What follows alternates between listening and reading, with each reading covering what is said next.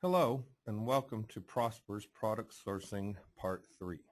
This is the third video in a three-part series on product sourcing.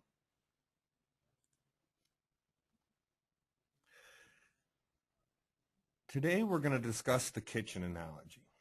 The kitchen analogy is a way to break down your ideas into manageable categories. We will go over a few things to keep in mind. The way we'll break it down is the ideas will be considered to either be in the trash, on the table, or on the shelf. Now,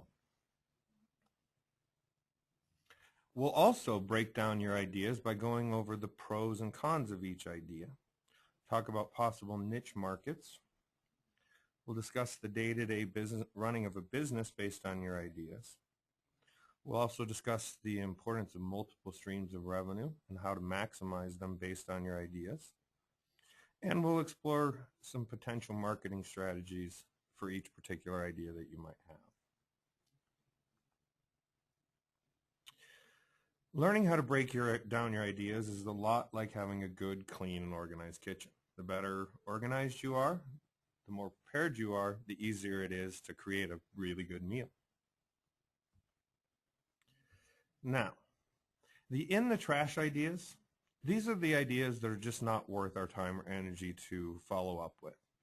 Maybe they're too complicated. There may be a lot of database information you have to do for something, or maybe they require special licensing. For example, if you want to sell Disney products, you have to pay Disney a licensing fee. Some dealers require authorized dealership status. And in a lot of cases, things like fishing, for example, or golf equipment, you have to have the legal right or the authorized dealership status to be able to sell some of those products. So sometimes those things don't really work. Now, it is possible to get those things, but at this point in the process, we're not really looking to do that. We want to start off as simple and straightforward as possible. So if there is something like the authorized dealership status, we'll just worry about those things later. Some ideas, the profit margin is just not very good. Things like candles, for example. Candles, the profit margin is just $1 or $2 at most of the time, unless you get very, very expensive ones. And so some ideas we'll toss into the trash because they just don't have a good enough profit margin for us to want to worry about them. Other ideas, the competition might be a little bit too strong. In general, electronics for the most part falls into this category. There are just so many people selling electronics that it's very difficult for us to compete. Now, of course, again, exceptions to every rule. Finding specific electronics or getting a really good deal on things, certainly can, it's possible. But for the most part, things like that, televisions and cameras and things like that, there's just so much competition out there that it's just not worth our time. Other things, the demand is just too low. Some things, there just aren't enough people looking to buy these things online.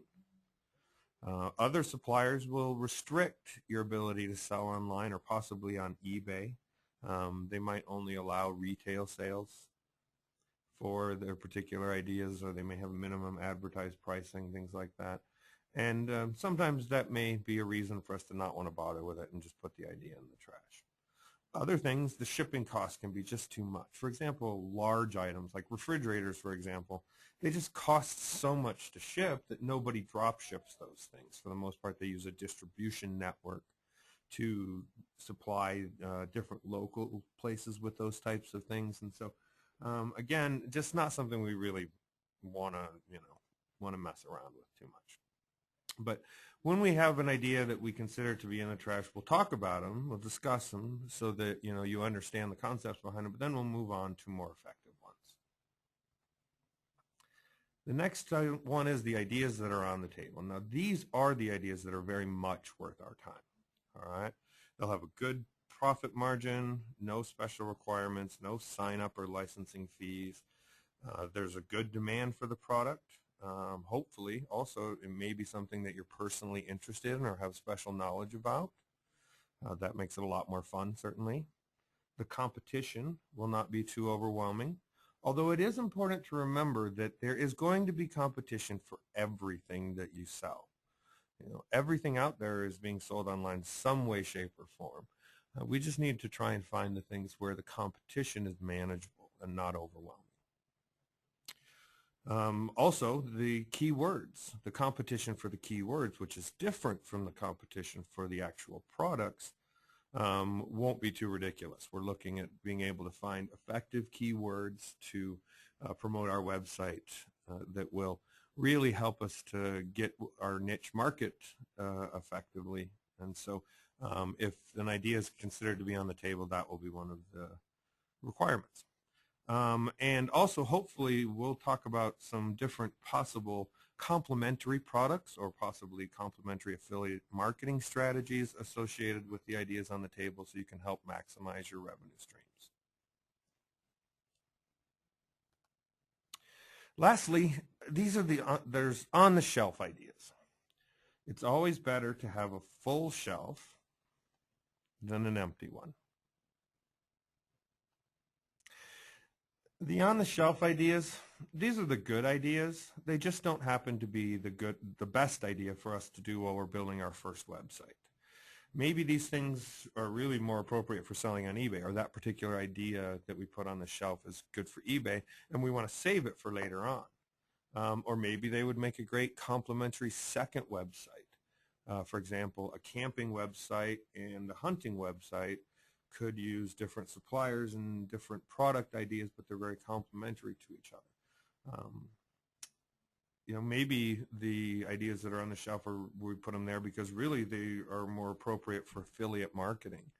And we'll want to put together some type of affiliate marketing website later on, or add them to the drop shipper to complement the product that you have as your core product. And again, an on-the-shelf idea just might be something that could have been on the table, but we just didn't choose that one. By the time we're done, for the most part, you'll have at least 3 or 4 different ideas that'll be on the table. So, the one you don't choose to start with, we'll want to put those on the shelf. And these are the ideas that we just don't want to throw them in the trash, but they're not what we really want to focus at for the moment. To review, put together a list of at least 5 to 7 different product ideas. Make sure, if you haven't already, to get started on your business setup. Be prepared to take notes and look up websites. And remember, again, don't worry about these ideas too much. It just put down whatever you think you would like to sell online, so we can talk about the possibilities of those particular ideas. And relax, have fun creating your list. Let's get ready to start building websites and selling online. Thank you for joining us for this product sourcing videos, and have a nice day.